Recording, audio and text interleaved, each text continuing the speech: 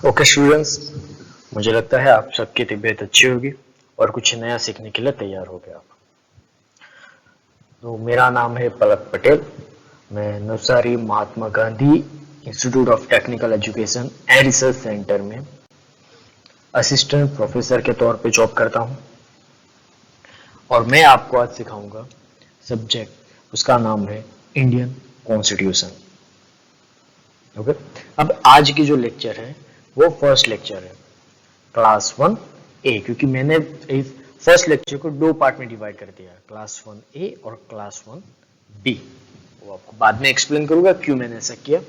लेकिन अब ये क्लास 1A है, उसका पूरा वीडियो इंग्लिश में बना हुआ है, पूरा इंग्लिश में। आप वहां जाके उसे देख सकते हो। मैं इस वीडियो की लिंक डिस्क्रिप्शन में मिल जाएगी आपको। अब ये जो वीडियो है, ये वीडियो पूरा हिंदी में नहीं होगा, मे बी कुछ वर्ड्स इंग्लिश में आएंगे, कुछ वर्ड्स जो है जो इंग्लिश में आएंगे। मतलब बायलिंगुअल जाने की कोशिश करूंगा, लेकिन मैक्सिमम हिंदी पे रहने की ट्राई करूंगा। So Indian constitution class 1A। तो हम आज हम पढ़ेंगे व्हाट इज कॉन्स्टिट्यूशन। कॉन्स्टिट्यूशन क्यों चाहिए हमें, कॉन्स्टिट्यूशन क्यों चाहिए हमें, और नीड ऑफ कॉन्स्टिट्यूशन। दोनों क्वेश्चन अलग अलग है। व्हाट इज कॉन्स्टिट्यूशन, कॉन्स्टिट्यूशन क्या है, और नीड ऑफ कॉन्स्टिट्यूशन, कॉन्स्टिट्यूशन चाहिए क्यों हमें, क्या होता है कॉन्स्टिट्यूशन हमारे पास रहता है तो। और तीसरा है salient features of Indian constitution. Indian constitution के जो हिडन फीचर्स है, जो आसानी से नजर में नहीं आते, जो हमारे लिए प्लस पॉइंट्स है, उसके बारे में डिस्कस करेंगे। और हिस्ट्री ऑफ इंडियन कॉन्स्टिट्यूशन वो हम क्लास 1B में पढ़ेंगे। तो आज हमें 3 टॉपिक कवर करने, what is constitution, need of constitution and salient features of Indian constitution.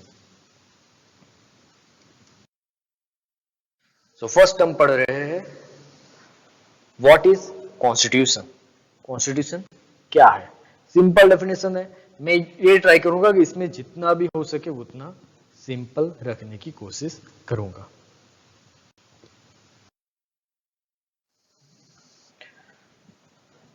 So what is constitution? It's a compact document that compromise a number of articles about a state. इस line का मतलब ये होता है कि एक document है, एक डॉक्यूमेंट है, या ये समझो एक बुक है जिसके अंदर आर्टिकल्स लिखे हुए हैं। आर्टिकल्स किस चीज के, मतलब रूल्स लिखे हुए हैं। किस चीज के रूल्स, आपको इलेक्शन कैसे करना है, आप प्राइम मिनिस्टर कैसे बन सकते हो, आप प्रेसिडेंट कैसे बन सकते हो, आप सरपंच कैसे बन सकते हो, पंचायत कैसे बनाई जा सकती है, कैबिनेट मिनिस्ट्री कैसे बनाई जा सकती है। अगर आप प्राइम मिनिस्टर हो तो आपकी ड्यूटी क्या रहेगी, आपकी रिस्पॉन्सिबिलिटी क्या रहेगी, आपके पास क्या पावर रहेगी अगर आप प्राइम मिनिस्टर हो तो। आप सिटीजन हो, आपके पास सिटीजन के पास क्या पावर है, सिटीजन की ड्यूटी क्या है। इस चीज के आर्टिकल्स इसके अंदर लिखे हुए हैं, इस तरह के रूल्स इस डॉक्यूमेंट के अंदर लिखे हुए हैं, उसे बोला जाता है कॉन्स्टिट्यूशन।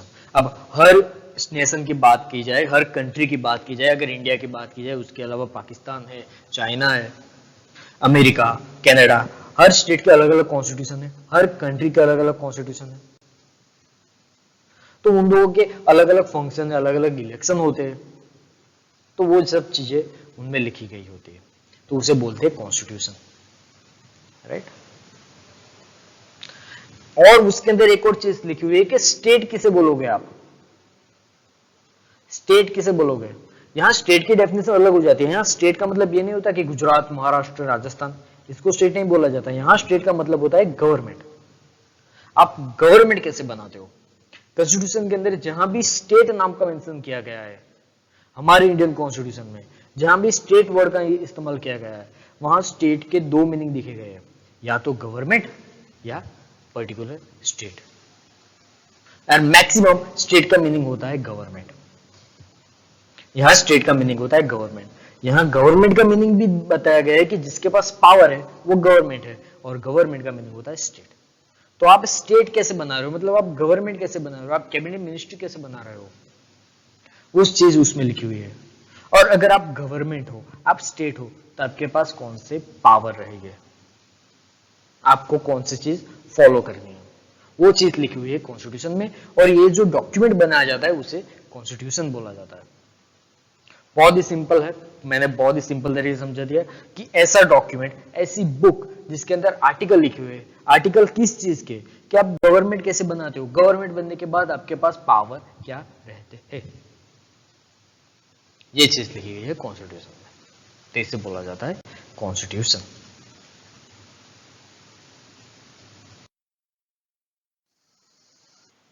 अब next topic, need of constitution. Constitution की जरूरत क्या है, नहीं बनाना कॉन्स्टिट्यूशन, छोड़ो यार, क्यों क्यों चाहिए कॉन्स्टिट्यूशन? कितनी कंट्रियों के पास कॉन्स्टिट्यूशन नहीं है फिर भी चल रही है, क्यों, जरूरत क्या है कॉन्स्टिट्यूशन बनाने की? अबे नॉर्थ कोरिया ने तो अभी 2 साल पहले ही कॉन्स्टिट्यूशन बनाया है, क्या जरूरत है, फिर भी देश चल रहा था ना, क्या जरूरत है कॉन्स्टिट्यूशन बनाने की? तो अब हम समझ रहे हैं कॉन्स्टिट्यूशन क्यों जरूरी है। तो उसका पहला फंक्शन होता है, कॉन्स्टिट्यूशन का पहला फंक्शन होता है कि आपको एक बेसिक रूल दिया जाता है, बेसिक रूल दिया जाता है कि आप कोऑर्डिनेशन कैसे करोगे। जो सोसाइटी के मेंबर है, यहां सोसाइटी का मीनिंग ये हो रहा है कि आप गवर्नमेंट की बात करो, एक सिटीजन की बात करो, आप सिटीजन के तौर पे एक सोसाइटी में रह रहे हैं, आप एक सिटीजन के तौर पे एक सोसाइटी में रह रहे हैं, एक ह्यूमन सोसाइटी में रह रहे हैं, आप एक मैनकाइंड सोसाइटी में रह रहे हैं, तो उन सोसाइटी के साथ आपको कोऑर्डिनेशन करना है, कैसे करोगे, उसका बेसिक रूल इसके अंदर लिखे गए होते हैं। अगर सोसाइटी में रूल्स ही नहीं होगे तो आप जंगल में जी रहे हो, ऐसा होता है। जंगल में कोई रूल्स होते हैं? शेर जिसकी मर्जी हो उसे खा लेता है, राइट? जंगल राज जिसे बोलते हैं। तो कॉन्स्टिट्यूशन नहीं होगा तो देश में जंगल राज आ जाएगा, इसीलिए आपको एक बेसिक रूल्स दिए गए हुए। किस चीज के बेसिक रूल्स? कि आप एक सोसाइटी में रहते हो, ह्यूमनॉइड सोसाइटी में रहते हो, ह्यूमन वाली सोसाइटी में रहते हो, तो आपको कोऑर्डिनेशन करना होगा। ये पहला फंक्शन दिया है कॉन्स्टिट्यूशन में, इसलिए हमें कॉन्स्टिट्यूशन रिक्वायर है, हमें जरूरी है कॉन्स्टिट्यूशन। बिना कॉन्स्टिट्यूशन के आप जंगल राज में रह रहे हो, जहां जिसके पास पावर होगी वो किंग होगा। चलो दूसरा फंक्शन, दूसरे क्या जरूरत है?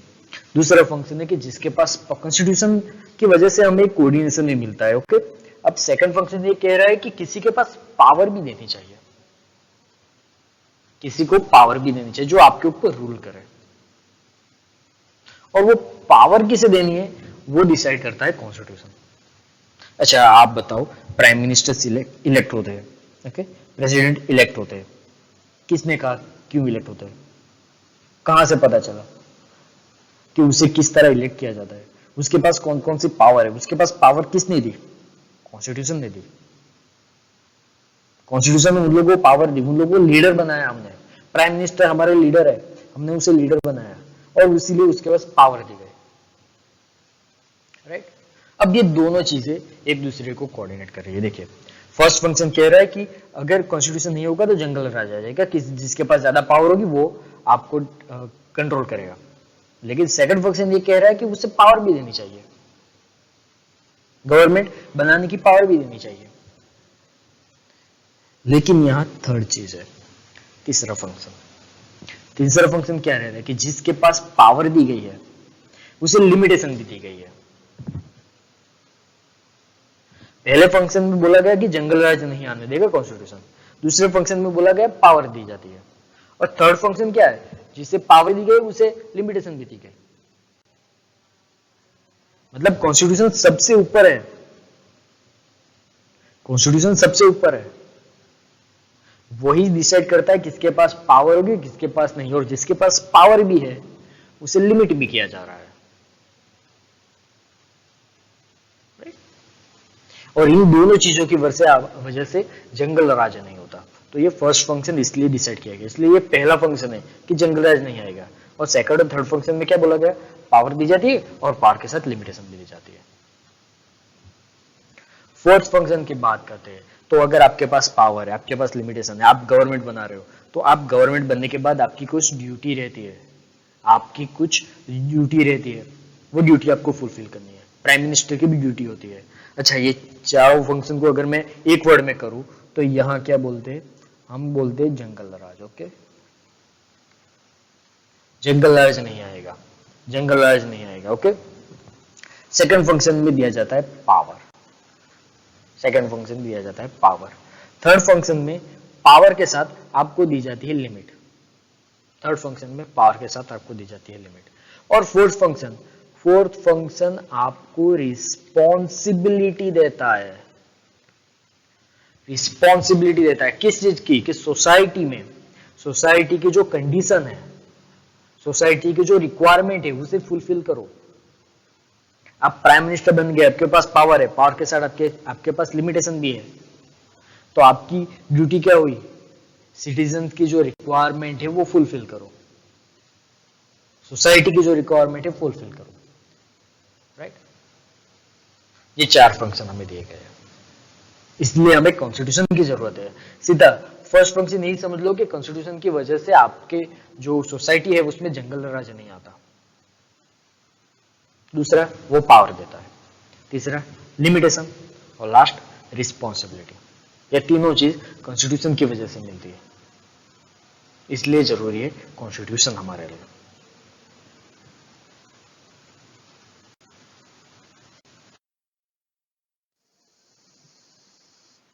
अब कॉन्स्टिट्यूशन समझने से पहले हमें कुछ पावर समझनी है कि गवर्नमेंट बन गई है, गवर्नमेंट बना ली है हमने, लेकिन हमें गवर्नमेंट के पावर को किस तरह डिस्ट्रीब्यूट करना है, तो हमने गवर्नमेंट के पावर को तीन पार्ट्स में डिस्ट्रीब्यूट किया। First legislative power, executive power and judicial power. Government के पावर को तीन पार्ट में डिवाइड किया, legislative power, executive power and judiciary power. अब फर्स्ट ऑफ ऑल ये समझते हैं, चलो लेजिस्लेटिव पावर क्या बोलते हैं। लेजिस्लेटिव पावर मतलब वो लोग जो रूल्स बना सकते हैं। गवर्नमेंट को तीन पावर में डिवाइड किया गया, मतलब पहला पावर ये है लेजिस्लेटिव पावर, वो लोग जो रूल्स बनाते हैं, राइट। एग्जीक्यूटिव पावर की बात करें तो वो लोग जो रूल्स बन गया है उसे फॉलो करवाते हैं, सिटीजन के ऊपर उसे इंप्लीमेंट करते हैं। और जुडिशरी, जुडिशरी क्या होता है कि कहीं भी कोई डिस्प्यूट होता है, कहीं भी कोई प्रॉब्लम आती है, उसका सॉल्यूशन लाते हैं। तो ये तीन गवर्नमेंट के पावर है, और ये तीनों पावर गवर्नमेंट को दिए गए हैं, और इस पावर को डिवीजन भी किया गया। हमारे यहाँ सेपरेशन भी है, सेपरेशन ऑफ पावर। जब लेजिस्लेटिव की बात किया जाए तो वहां पार्लियामेंट और स्टेट असेंबली आती है, वो रूल्स बनाते हैं। पार्लियामेंट आपके लिए रूल्स बनाता है, स्टेट असेंबली स्टेट के लिए रूल्स बनाती है, राइट। और एग्जीक्यूटिव में क्या आता है, prime minister, cabinet minister, police, IAS officer, ये लोग क्या है, ये एग्जीक्यूटिव है। जो रूल्स पार्लियामेंट बना रही है उस रूल्स को सही तरीके से इंप्लीमेंट करने की, उसे फॉलो करवाने की जिम्मेदारी एग्जीक्यूटिव की होती है। तो प्राइम मिनिस्टर एग्जीक्यूटिव है, वो लेजिस्लेटिव नहीं है, वो रूल्स नहीं बनाता। हाँ, प्राइम मिनिस्टर रूल्स बनाने के लिए पार्लियामेंट के अंदर इंट्रोड्यूस जरूर कर सकता है, लेकिन वो रूल्स बनाता नहीं है, वो एग्जीक्यूटिव में आता है प्राइम मिनिस्टर। कैबिनेट मिनिस्ट्री भी एग्जीक्यूटिव में आती है, लेकिन पार्लियामेंट और स्टेट असेंबली लेजिस्लेटिव में आते हैं। अब जुडिशरी की बात करें जो कंप्लीट डिफरेंट है। जुडिशरी में सुप्रीम कोर्ट, हाई कोर्ट और बाकी की जो अदर कोर्ट्स आती है वो आती है। इन तीनों में सेपरेशन देख लीजिए, कोई भी एक दूसरे के साथ मैच नहीं कर रहा। लेजिस्लेटिव अपना काम कर रहा है, एग्जीक्यूटिव अपना काम कर रहा है, जुडिशरी अपना काम कर रहा है। मतलब यहाँ सेपरेशन ऑफ पावर दी गई है। किसने दी, गवर्नमेंट को। किसने दी, कॉन्स्टिट्यूशन को। कॉन्स्टिट्यूशन ने दी है गवर्नमेंट को पावर कि आप रूल्स बनाओ, आप रूल्स इंप्लीमेंट भी करो, और अगर कोई डिस्प्यूट होता है तो आप उसका सॉल्यूशन भी लाओ। ये तीनों गवर्नमेंट के पावर्स होता है। अब ये मैंने पहले क्यों समझा दिया, क्योंकि अगर हम कॉन्स्टिट्यूशन समझना स्टार्ट कर रहे हैं तो पहले ये तीन चीजें समझनी जरूरी है। क्योंकि कॉन्स्टिट्यूशन क्या है, आपको लेजिस्लेटिव पावर दे रहा है, आपको लिमिटेशन भी दे रहा है। अगर ये तीनों चीजें समझ में नहीं आएगी तो बाद में बहुत दिक्कत हो सकती है। इसलिए मैंने पहले समझा दिया कि लेजिस्लेटिव किसे कहते हैं, एग्जीक्यूटिव किसे कहते हैं, और जुडिशियल किसे कहते हैं। अब यहाँ एक और चीज है, प्रेसिडेंट।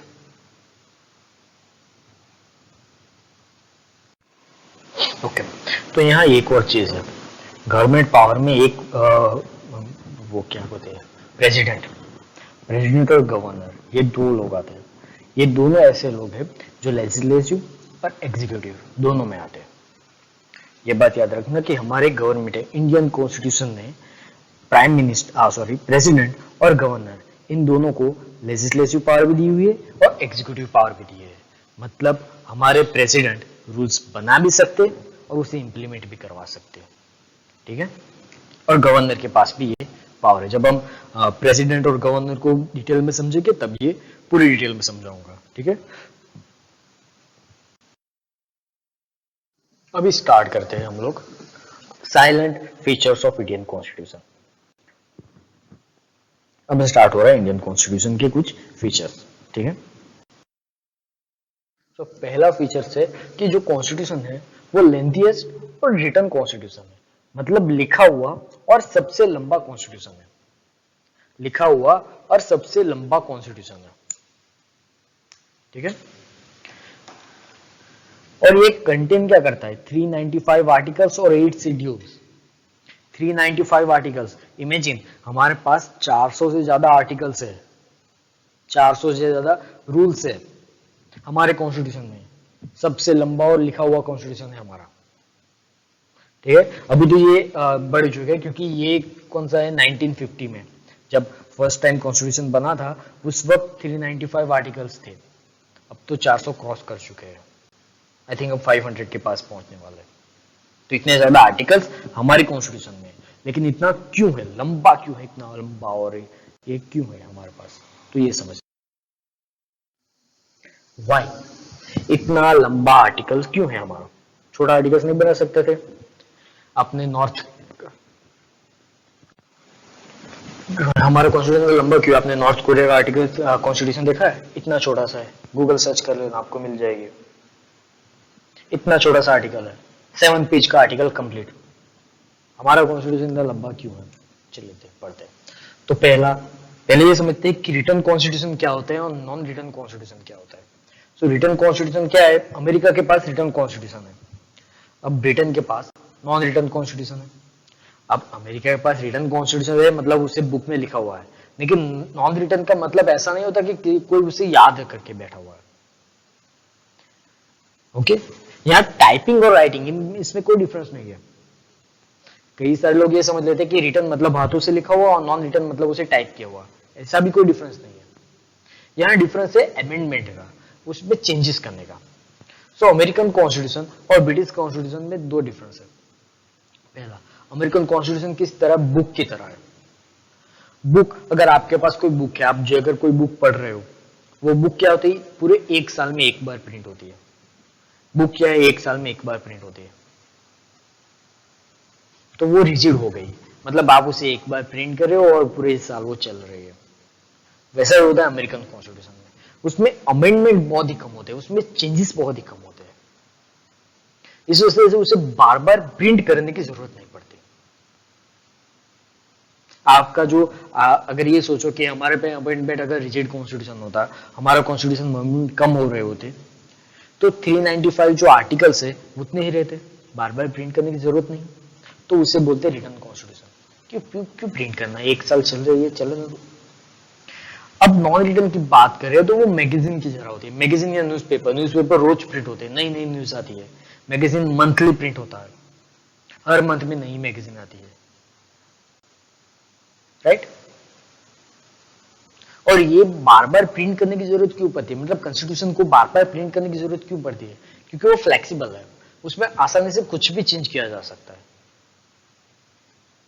अगर ये समझो कि हमारे पास 395 आर्टिकल्स है और हर वीकेंड, हर टाइम जैसे ही सीटिंग होती है कुछ चेंज आ जाता है, कुछ भी चेंज हो जाता है, कुछ भी लिखा पट्टी हो जाती है, तो हमें उसे बार बार प्रिंट करना होगा ना। कुछ भी चेंज हो गया कॉन्स्टिट्यूशन में तो हमें उसे फिर से प्रिंट करना होगा, नई प्रिंट आउट निकालनी होगी। तो इसलिए वो नॉन रिटर्न हो जाता है कि अगर एक महीना रहा उसके बाद वापस चेंजेस हो गए, मतलब वापस प्रिंट निकालो, एक महीना रहा वापस चेंजेस हो गए, वापस प्रिंट निकालो। तो उसे लिखा हुआ है, प्रिंट किया हुआ है, लेकिन उसे क्या होता है, बार बार चेंजेस होते रहते हैं, तो इसलिए वो नॉन रिटर्न हो जाता है कि वो मेंटेन नहीं रह पाता उसके अंदर, इसलिए उसे नॉन रिटर्न बोलते हैं। सिंपल डिफरेंस है। हमारा कॉन्स्टिट्यूशन रिटर्न है क्योंकि उसमें अमेंडमेंट थोड़ा मुश्किल है।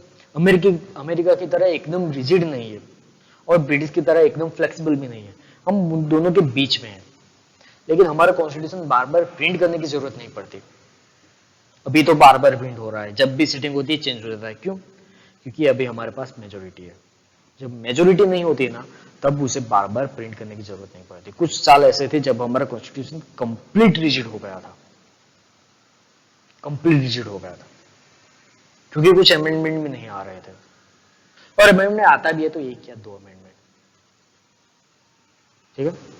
तो इसलिए हमारा कॉन्स्टिट्यूशन रिटर्न है इसलिए क्योंकि उसमें बार बार अमेंडमेंट नहीं आ रहे और रिजिड है।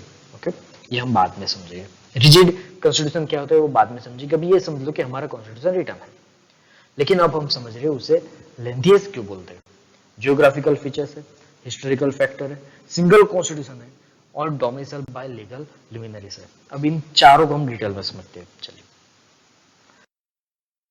जियोग्राफिकल फैक्टर की बात की जाए, मतलब हमारी कंट्री बहुत बड़ी है, बहुत बड़ी है, और हर कंट्री में डाइवर्सिटी है। हमारी कंट्री में डाइवर्सिटी देखने को मिलती है।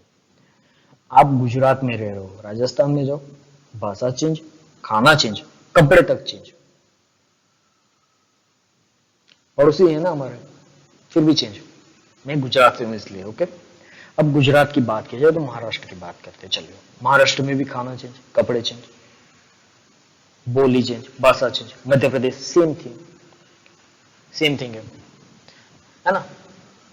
तो ये जियोग्राफिकल फैक्टर है। अब यहाँ ये सब चीजें चेंज हो रही है, कपड़े, खाना, बोली, लेकिन उसके साथ साथ एक और चीज भी चेंज हो रही है, कल्चर चेंज हो रहा है, कल्चर भी चेंज हो रहा है।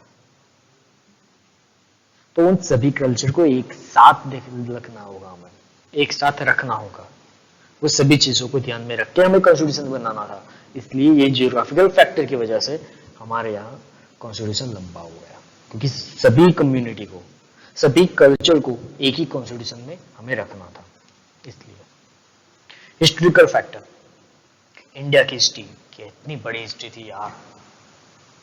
हिस्ट्री को 3 पार्ट में डिवाइड किया है। आप सोच के देखो कितनी बड़ी हिस्ट्री है इंडिया की, पर हमने उस इंडिया की हिस्ट्री में जो गड़बड़ की, जो गलतियां की, उस गलतियों को सुधारने के लिए हमने एक कॉन्स्टिट्यूशन रखा है। ये समझ लो कि अगर हमारे ऊपर ब्रिटिशर्स का राज था, गवर्नमेंट ऑफ इंडिया एक्ट 1935 आया, तो उस 1935 में जो अच्छी चीजें थी वो हमने ली, जो बुरी थी वो निकाल दी। ऐसे ही कई सारे ब्रिटिशर्स के रूल्स आए थे जो अच्छे लगे हमें, हमें लगा चलो ये हमारी ग्रोथ के लिए सही है, तो हमने वो अंदर डाली, बाकी की निकाल दी। और ब्रिटिशर्स ने कितने साल राज किया था, तो कितनी सारी चीजें हमने ब्रिटिशर्स के पास सीखी थी, तो वो सभी चीजें इसके अंदर है। अब बात करते हैं सिंगल कॉन्स्टिट्यूशन। इंडिया के पास एक ही कॉन्स्टिट्यूशन है सेंटर और स्टेट के लिए। हमारे पास स्टेट के लिए कोई डिफरेंट कॉन्स्टिट्यूशन नहीं है, एक ही कॉन्स्टिट्यूशन है। सेंटर जो कॉन्स्टिट्यूशन बना रहा है वही स्टेट के लिए चल रहा है। स्टेट अलग अलग कॉन्स्टिट्यूशन क्यों रखता है? ओके, हमारे पास जम्मू कश्मीर के पास अपना अलग से कॉन्स्टिट्यूशन था, लेकिन अब तो वो नल एंड वॉइड हो गया, वो निकल गया। जम्मू कश्मीर अब हमारा यूनियन टेरिटरी बन गया, वो अब स्टेट नहीं रहा, तो उसके कॉन्स्टिट्यूशन जो अलग से था वो भी निकल गया। समझ में आया? इसलिए हमारा कॉन्स्टिट्यूशन बहुत लंबा है, क्योंकि 29 स्टेट की डिटेल उसके अंदर डालनी है, उसे मेंटेन करना है, इसलिए ये कॉन्स्टिट्यूशन लेंथियस हो गया। और एक इंपॉर्टेंट चीज है, डोमिसाइल ऑफ लीगल लुमिनरीज, मतलब उसे लॉयर्स ने बनाया था। Doctor B R Ambedkar lawyer थे, बाकी के जो भी वहां थे वो सारे लॉयर्स थे। सो लॉयर्स की लैंग्वेज कितनी लंबी होती है, समझ में आ रहा है आपको? शायद अगर किसी के रिलेटिव में कोई लॉयर है तो पता चल जाएगा कि उसकी लैंग्वेज कितनी लंबी होती है, वो कितना लंबा लिखते हैं, इसलिए ये कॉन्स्टिट्यूशन इतना लंबा हो गया।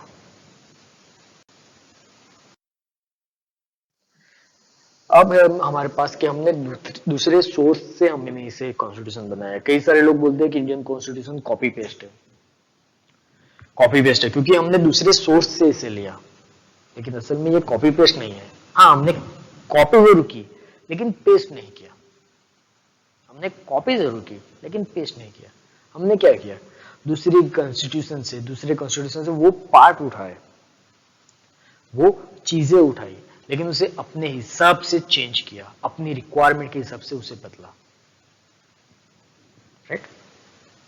हमने यूएसए से कुछ लिया है, यूएसएसआर से कुछ लिया है, आयरलैंड से भी कुछ लिया है, ब्रिटिश से भी कुछ लिया है, कनाडा, ऑस्ट्रेलिया, जर्मनी और साउथ अफ्रीका, इतनी सारी कंट्रियों से कुछ लिया है।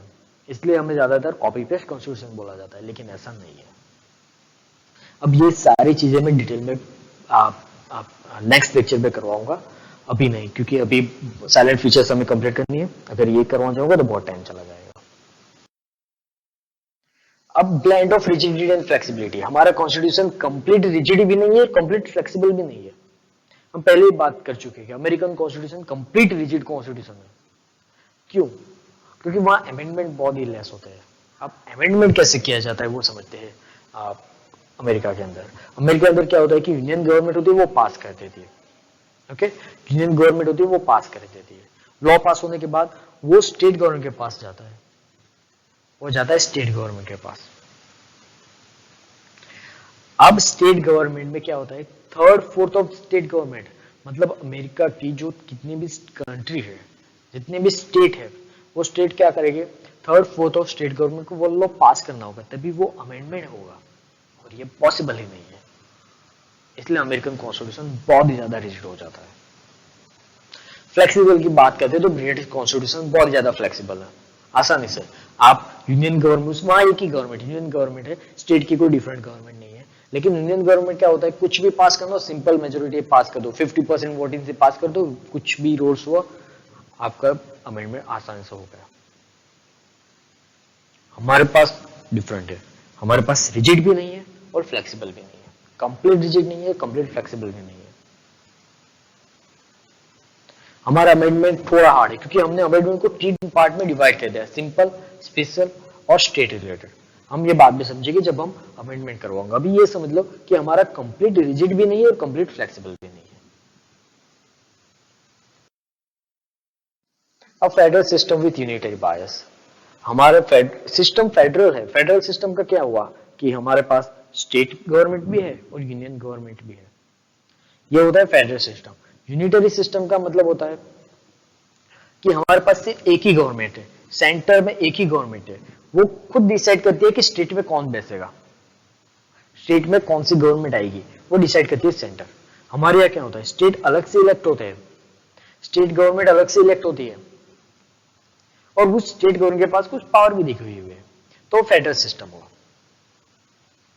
मतलब सेंटर और स्टेट एक दूसरे के साथ मिलकर काम करते हैं। सेंटर गवर्नमेंट सबसे ऊपर रहती है, लेकिन स्टेट अपने तरीके से बनती है, उसे इलेक्ट करके बना जाता है। जबकि यूनिटरी में क्या होता है, सेंटर सिलेक्ट करेगा कि स्टेट में कौन सी गवर्नमेंट आएगी, मतलब सेंटर स्टेट गवर्नमेंट बनाता है, इलेक्ट नहीं होते, सिलेक्ट होते हैं, उसे यूनिटरी बायस कहते हैं। हमारे पास दोनों का ब्लेंडिंग है, यहां भी हमने दोनों को कंबाइन कर दिया, मतलब कंप्लीट फेडरल भी नहीं रखा और कंप्लीट यूनिटरी भी नहीं रखा, हमने क्वाजी फेडरल बनाया। इसलिए हमारे जो कॉन्स्टिट्यूशन है उसके अंदर हमें फेडरल सिस्टम भी देखने को मिलता है, यूनिटरी सिस्टम भी देखने को मिलता है। फेडरल सिस्टम की बात करते हैं तो हमारे पास 2 गवर्नमेंट है, जैसे मैंने बोला सेंटर और स्टेट दोनों गवर्नमेंट है। और division of power, power divide होते हैं, दोनों के पावर डिवाइड होते हैं, मतलब सेंटर जिस पावर पे काम करता है, स्टेट उस पावर पे काम नहीं कर सकती, और स्टेट के पास भी कुछ पावर है जिसमें सेंटर इंटरफेयर नहीं करेगी। और सुप्रीमेसी ऑफ कॉन्स्टिट्यूशन, कॉन्स्टिट्यूशन सबसे ऊपर आएगा क्योंकि कॉन्स्टिट्यूशन ही पावर देता है सेंटर और स्टेट को, वही सेपरेट करता है दोनों के पावर, सेंटर और स्टेट के भी, राइट। अब यूनिटरी पावर की बात करते हैं। यूनिटरी पावर क्या होती है हमारे पास कि स्ट्रॉन्ग, सेंटर को हमने स्ट्रॉन्ग रखा है, वो सबसे ऊपर है, सेंटर को हमने स्ट्रॉन्ग रखा है, स्टेट के ऊपर रखा है। सिंगल सिटीजनशिप, हमारे यहाँ किसी ने, हम जो आधार कार्ड लेते हैं या हमारे जो इलेक्शन कार्ड है उसके ऊपर लिखा है कि आप गुजरात के सिटीजन हो, आप महाराष्ट्र के सिटीजन हो, आप आसाम के सिटीजन हो, ऐसा लिखा हुआ है? नहीं, वहां लिखा हुआ है आप इंडियन सिटीजन हो, सिंगल सिटीजनशिप दी जाती है। ऑल इंडिया सर्विसेज, हमारे पास ऑल इंडिया सर्विसेज है, IAS officer, IPS officer centre appoint करते हैं। अब ये ऑल इंडिया सर्विसेज क्या करती है वो हम डिटेल में देखेंगे बाद में। और हमारा सिंगल कॉन्स्टिट्यूशन है, ये यूनिटरी पावर्स हुआ, ठीक है। अगर आपको फेडरल सिस्टम को समझना है आसानी से, पूरी फेडरल सिस्टम, तो आप अमेरिकन कॉन्स्टिट्यूशन को देख लेना। अमेरिकन कंप्लीट फेडरल सिस्टम है, कंप्लीट फेडरल है, वहां सेंटर स्ट्रांग नहीं है, और आपको ड्यूल सिटीजनशिप दी जाती है अमेरिका के अंदर। आपकी स्टेट की अलग, मतलब कैलिफोर्निया की अलग होगी, और आपकी यूएसए की अलग होगी। वहां ऑल इंडिया सर्विसेज नहीं है, मतलब कोई ऐसी ब्यूरोक्रेसी नहीं है कि जो पूरे यूएसए में चले, और वहां सिंगल कॉन्स्टिट्यूशन नहीं है। उनके पास क्या है कि सेंटर के पास अलग कॉन्स्टिट्यूशन और स्टेट के पास भी अलग कॉन्स्टिट्यूशन है। कुछ ज्यादा डिटेल में जा रहा हूं यार। अब पार्लियामेंट्री फॉर्म ऑफ गवर्नमेंट, हमारे पास पार्लियामेंट्री फॉर्म गवर्नमेंट है, ये ब्रिटिशर से ली गई है। हमने पार्लियामेंट्री फॉर्म गवर्नमेंट हम ब्रिटिशर से ली गई है। अमेरिका में प्रेसिडेंशियल फॉर्म गवर्नमेंट है। पार्लियामेंट्री फॉर्म गवर्नमेंट हमारे पास क्या है, मेजोरिटी पार्टी जो होगी वो रूल करेगी, जो गवर्नमेंट होगी वो रिस्पॉन्सिबल होगी। किसके रिस्पॉन्सिबल? एग्जीक्यूटिव रिस्पॉन्सिबल होगी लेजिस्लेटिव के, मतलब जो रूल्स फॉलो करवाते हैं वो लेजिस्लेचर, उसके ऊपर एग्जीक्यूटिव उसके ऊपर डिपेंड करेंगे लेजिस्लेचर के ऊपर। Membership of minister is a legislature, मतलब आप पार्लियामेंट में एंटर हो गए, आप मिनिस्टर बन गए तो आप लेजिस्लेचर के पार्ट हो गए, मतलब आपके पास पावर है, आप रूल्स बना सकते हैं। प्राइम मिनिस्टर और चीफ मिनिस्टर लीडरशिप करेंगे और लोअर हाउस डिसॉल्व होता है। ओके, ये बाद में बहुत डिटेल में देखेंगे हम लोग पार्लियामेंट्री फॉर्म।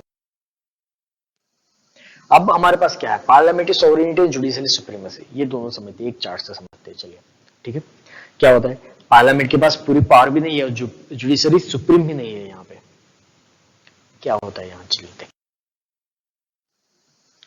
अब समझते हैं लेजिस्लेटिव पावर। हमने जो ब्लेंडिंग बनाया, हमारे कंट्री का जो कॉन्स्टिट्यूशन है वो क्या करता है, जुडिशरी भी ज्यादा पावर नहीं और लेजिस्लेटिव भी ज्यादा पावर नहीं है। लेजिस्लेटिव की बात करी जाए, वो लोग जो रूल्स बनाते हैं कौन है, president, prime minister, parliament, state assembly, state legislative, ये कौन है, ये रूल्स बनाते हैं। जुडिशरी क्या करते हैं, दोनों के बीच अगर कोई डिस्प्यूट हो तो उसे सॉल्व करते हैं। दो पार्टी, यहाँ दो पार्टी का मतलब हो सकता है आप प्रेसिडेंट हो, प्राइम मिनिस्टर हो, कोई भी हो, वो दो पार्टी के बीच कुछ भी डिस्प्यूट हो उसे सॉल्व करते हैं। या दूसरे स्टेट भी क्यों ना हो, दो स्टेट क्यों ना हो, उसके उसे जो भी डिस्प्यूट होता है उसे सॉल्व किया जाता है जुडिशरी के अंदर। अब ये supreme court, high court, district court और एनी अदर कोर्ट, इसमें कोर्ट आता है। अब यहाँ क्या हुआ कि दोनों को सेम पावर दी गई। लेजिस्लेटिव रूल्स बनाता है, जुडिशरी डिस्प्यूट फॉलो करते हैं, लेकिन दोनों के पास सेम पावर है, कोई एक दूसरे के अबव नहीं है। क्योंकि सुप्रीम कोर्ट के जो जज है उसकी अपॉइंटमेंट प्रेसिडेंट करते हैं, उसके ट्रांसफर भी प्रेसिडेंट करते हैं। मतलब ये हो रहा है कि लेजिस्लेचर है वो सुप्रीम कोर्ट के जज की अपॉइंटमेंट कर रहे हैं, मतलब जुडिशरी लेजिस्लेचर के नीचे हो गया इस मामले में। लेकिन यहां दूसरा मामला आ रहा है कि पार्लियामेंट ने अगर कोई लॉ बनाया, पार्लियामेंट कौन है, लेजिस्लेटिव है, लेजिस्लेटिव ने कोई रूल्स बनाया, और अब वो रूल्स फंडामेंटल राइट्स, या ये समझो कि हमारे बेसिक स्ट्रक्चर को डैमेज कर रहा है, तो जुडिशरी उसमें इंटरफेयर कर सकती है और उस लॉ को नल एंड वॉइड डिक्लेयर भी करवा सकती है, कैंसिल भी करवा सकती है। तो यहां जुडिशरी ज्यादा ऊपर हो गई। समझ में आ रहा है, दोनों सेम पावर है। सुप्रीम कोर्ट और हाई कोर्ट के जज प्रेसिडेंट अपॉइंट करते हैं,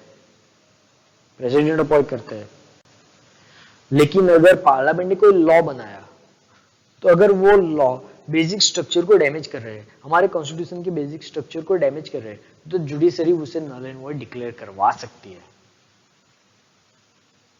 ये भी जुडिशरी का पावर है, मतलब दोनों एक सक है यहाँ पे। और सबऑर्डिनेट टू बोथ, दोनों के बोथ जो सबऑर्डिनेट होता है वो होगा एग्जीक्यूटिव, मतलब एग्जीक्यूटिव के पास इतनी पावर नहीं है कि वो लेजिस्लेचर में इंटरफेयर कर सके और जुडिशरी में इंटरफेयर कर सके। ओके, ये समझ लीजिए। और एग्जीक्यूटिव में कौन आते हैं, president, prime minister, cabinet minister, chief minister, IAS, IPS officer and police, ये आते हैं एग्जीक्यूटिव में, ये समझ लिए। अब ये इंडिया की बात की थी, अब बात करते हैं अमेरिका की। अमेरिका की क्या हालत है, अमेरिका में जुडिशरी ज्यादा पावरफुल है। अगर पार्लियामेंट कोई लॉ बनाता है, प्रेसिडेंट उसे इंप्लीमेंट करता है, अगर वो लॉ उनके बेसिक स्ट्रक्चर को, अगर उनके किसी भी तरह की डैमेज कर रहा है, तो जुडिशरी उसे नल एंड वॉइड डिक्लेयर करवा सकती है। वो कर सकती है, खुद डिक्लेयर कर देती है नल एंड वॉइड। हमारे में क्या होता है, वो करवा सकती है, मतलब वो लेजिस्लेचर को क्या कहते हैं, फोर्सफुली उसे नल एंड वॉइड डिक्लेयर करवाती है, वो प्रेशराइज करती है, या वो क्या कहते हैं, सजेशन करती है हमारी जुडिशरी। वहां पे क्या है, वो नल एंड वॉइड डिक्लेयर कर देती है। अमेरिका में वो नल एंड वॉइड डिक्लेयर कर देती है। ब्रिटेन में उसके उल्टा है, जुडिशरी लेजिस्लेचर के अंदर इंटरफेयर नहीं कर सकती, जो भी रूल्स बनाया अगर वो वहां की क्वीन का साइन हो गया तो जुडिशरी उसमें इंटरफेयर नहीं करेगी। समझ में आ गया?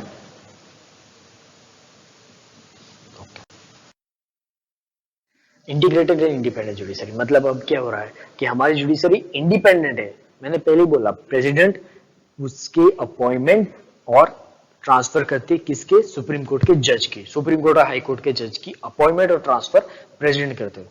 अपनी मर्जी से नहीं कर सकते, अपनी मर्जी से नहीं कर सकते। मतलब जुडिशरी क्या है? पार्लियामेंट पे डिपेंडेंट नहीं है, वो सिर्फ प्रेसिडेंट पे डिपेंडेंट है। लेकिन प्रेसिडेंट के पास भी फुल पावर नहीं है। उसे अगर सुप्रीम कोर्ट के जज की और हाई कोर्ट की बदली करवानी है, उसे ट्रांसफर करना है, उसे अपॉइंट करना है, तो उसे सुप्रीम कोर्ट के जो हमारे सीजीआई है, चीफ जस्टिस ऑफ इंडिया, उनकी बात करनी होगी, उसे परमिशन लेनी होगी। राइट? और इंटीग्रेटेड है। इंटीग्रेटेड का मतलब यह होता है कि हमारे जो सुप्रीम कोर्ट ने जो लॉ बनाया वो पूरा हाई कोर्ट और डिस्ट्रिक्ट कोर्ट मतलब पूरे नीचे के जितने भी कोर्ट है उसमें इंप्लीमेंट हो जाएगा। सुप्रीम कोर्ट का बनाया हुआ लॉ ऊपर से नीचे तक जाएगा, जितने भी लोअर कोर्ट होंगे वहां तक लगेगा। अमेरिका में क्या है? अमेरिका में ये है कि अगर वहां यूनियन गवर्नमेंट है, यूनियन और फेडरल कोर्ट दोनों अलग अलग है और दोनों के रूल्स सभी अलग अलग होते हैं। हो सकता है वहां आप अगर मैरिजुआना जो ड्रग्स है वो किसी कंट्री में किसी स्टेट में इनलीगल हो, तो उसी टाइप का दूसरा ड्रग्स किसी और स्टेट में लीगल हो जाता है।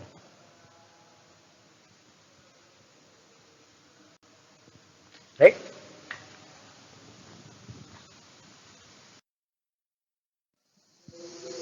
देखिए सुप्रीम कोर्ट में लो हाई कोर्ट और डिस्ट्रिक्ट कोर्ट, ये तीनों एक दूसरे के सबऑर्डिनेट रहते हैं। फंडामेंटल राइट हमारे पास है, हम इसे डिटेल में करेंगे। अभी बस ये देख लो कि हमारे पास फंडामेंटल राइट है।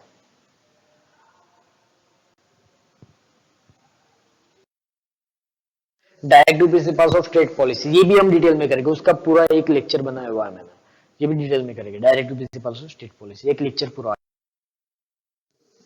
फंडामेंटल ड्यूटी में भी हमारा एक लेक्चर जाने वाला। अब बात करते हैं सेक्युलर स्टेट। सेक्युलर स्टेट का मतलब क्या होता है कि कोई रिलीजन नहीं है हमारे पास।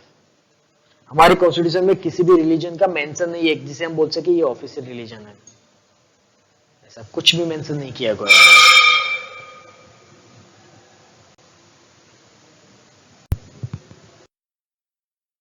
यूनिवर्सल एडेड फ्रेंचाइजी मतलब आप 80+ हो तो आप वोट कर सकते हो। ये कोई डिपेंड नहीं कर सकता, आपका वोटिंग राइट नहीं छीना जा सकता कि आपने चलो ये पढ़ाई की है आप वोट नहीं दे सकते, आपने ये नहीं किया है आप वोट नहीं दे सकते। अगर आप 80+ है तो आप वोट कर सकते हो। ये यूनिवर्सल एडेड फ्रेंचाइजी हमें कॉन्स्टिट्यूशन ने दी हुई है। सिंगल सिटीजन पहले ही बात कर चुके हैं कि ओनली सिंगल सिटीजनशिप हमारे पास होती है। और कुछ इंडिपेंडेंट बॉडी है जैसे election commission, controller auditor general of India, union public service commission and state public service commission. तो अब समझ रहे हैं इलेक्शन कमीशन। इलेक्शन कमीशन का काम क्या होता है कि जो भी इलेक्शन हो, जो भी इलेक्शन हो वो फेयर इलेक्शन हो, उसमें फ्री एंड फेयर इलेक्शन हो, वो काम करता है इलेक्शन कमीशन। ज्यादा डिटेल में नहीं जाने वाले हम, ठीक है? वैसे भी लेक्चर बहुत लंबा हो गया। उसके बाद बात करते हैं कंट्रोलर ऑडिटर जनरल। ये क्या करते हैं? ये ऑडिट करते हैं किस चीज का कि इंडिया के जो अकाउंट है, सेंटर और स्टेट के जो भी अकाउंट है उसे ऑडिट करते हैं, उसे चेक करते हैं। ठीक है? यहाँ controller auditor general of India लिखा गया है, लेकिन हमारे जो ये वो सिर्फ ऑडिट करते हैं, उसे कंट्रोल नहीं कर सकते। उसे कंट्रोलर भी बोला जाता है, लेकिन वो कंट्रोलर नहीं करते, वो बस ऑडिट करते हैं।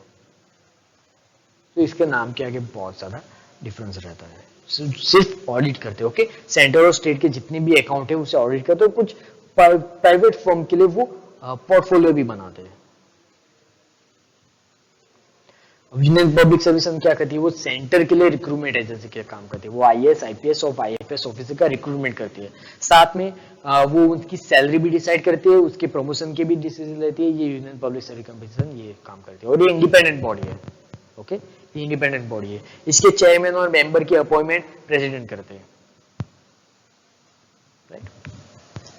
सेम चीज जैसे यूनियन पब्लिक सर्विस कमीशन है वैसे ही हमारे पास स्टेट पब्लिक सर्विस कमीशन भी है। वो क्या करती है, स्टेट के लिए रिक्रूटमेंट एजेंसी का काम करती है। वो उनके लिए अपॉइंटमेंट निकालती है, उनकी सैलरी, उसके ट्रांसफर, ये सारी चीजें state and service public commission करती है।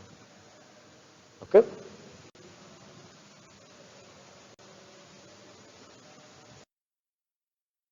इमरजेंसी प्रोविजन है हमारे पास, नेशनल इमरजेंसी भी है और स्टेट इमरजेंसी और फाइनेंशियल इमरजेंसी।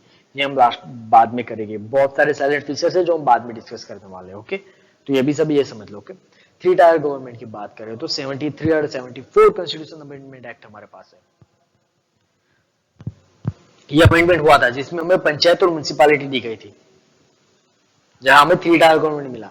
मतलब सेंटर, स्टेट और लोकल, ये 3 गवर्नमेंट हमारे पास है, इसीलिए इसे 3 टायर गवर्नमेंट बोला जाता है। मतलब ऊपर सेंटर है, स्टेट है और स्टेट के नीचे लोकल गवर्नमेंट। और लोकल गवर्नमेंट के पास भी कुछ अलग पावर, उनका भी इलेक्शन होता है, सिलेक्शन नहीं होता। चलिए एक चीज समझ लेते हैं, यहाँ पे एक चीज समझ लेते हैं कि हमें ड्यूल गवर्नमेंट क्यों बोला जाता है। अब पहला डिटेल समझते हैं कि अगर ये हमारे पास एक है, ये सेंटर की गवर्नमेंट है, ये क्या होती है, ये इलेक्ट होती है, ये इलेक्ट होती है। ओके इसका इलेक्शन होता है। सेंटर की गवर्नमेंट, प्राइम मिनिस्टर और प्रेसिडेंट सेंटर में आते हैं, उसका इलेक्शन होता है। उसके बाद आती है स्टेट गवर्नमेंट। स्टेट गवर्नमेंट भी इलेक्ट होती है। कैसे, इसमें चीफ मिनिस्टर आते हैं और स्टेट लेजिस्लेटिव असेंबली आती है। ओके ये इलेक्ट होते हैं। अब उसके लास्ट में आता है हमारी पंचायत और म्युनिसिपैलिटी। पंचायत एंड म्युनिसिपैलिटी, ये दोनों भी इलेक्ट होते हैं। अब म्युनिसिपैलिटी में और पंचायत में ज्यादा डिटेल में जाएंगे तब समझाऊंगा कि इसमें थोड़े पार्ट है जहां सिलेक्शन भी होते हैं, लेकिन यहाँ इलेक्ट हो रहे हैं। तो ये 3 टायर गवर्नमेंट हुई। सेंटर भी इलेक्ट हो रहा है, मतलब हमें उसे इलेक्शन से बना रहे हैं। स्टेट में भी इलेक्शन हो रहा है। यहाँ ये नहीं होता कि स्टेट में चलो सेंटर जो इलेक्ट हुई वो डिसाइड करेगी कि यहाँ कौन सी गवर्नमेंट आएगी। ये सेंटर डिसाइड नहीं कर रही, इलेक्शन होता है। सेम चीज पंचायत और म्युनिसिपैलिटी में होती है, वहां भी इलेक्शन होते हैं। ऐसा नहीं होता कि स्टेट डिसाइड करो चलो आपके गांव में ये सरपंच बनेगा, आपके गांव में ये ग्राम सभा बनेगी। ये स्टेट डिसाइड नहीं करता, हम इलेक्ट करते हैं। हमारे जो ग्राम सभा और ग्राम पंचायत बनती है उसके मेंबर हम इलेक्ट करते हैं। इसलिए हमें 3 टायर गवर्नमेंट दी गई है। और कोऑपरेटिव सोसाइटी भी दी गई है, मतलब जिसे हम बोलते हैं सहकारी सोसाइटी, जो एक दूसरे से कॉम्बिनेशन सहकार से बनती है, जो ज्यादातर हमें छोटे शहरों में देखने को मिलती है। इसे भी ऐड किया गया था 97 कॉन्स्टिट्यूशन अमेंडमेंट एक्ट 2011 में। ओके तो हमारे पास कोऑपरेटिव सोसाइटी भी है।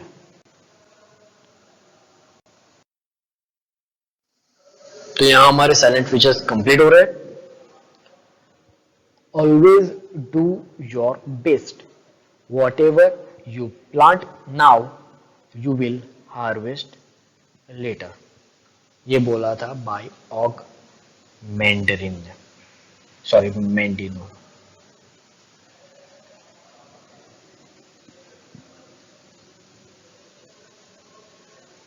जो भी आप प्लांट करते हो, वो फ्यूचर में आपको कुछ ना कुछ फ्रूट देता ही है।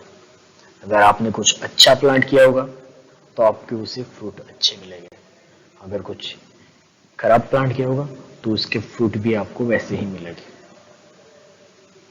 इसलिए हमेशा अच्छा करने की कोशिश करो। Always do your best. Right, तो यहाँ हमारा क्लास 1A कंप्लीट होता है। नेक्स्ट लेक्चर में हम मिलेंगे हिस्ट्री ऑफ इंडियन कॉन्स्टिट्यूशन के साथ। Till then goodbye and take care.